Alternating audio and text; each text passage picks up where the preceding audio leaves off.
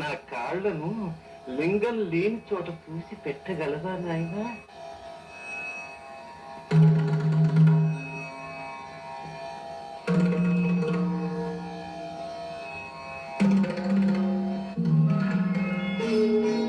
ఏమి ఈ విచిత్రం? అజ్ఞానం, నా అజ్ఞానం.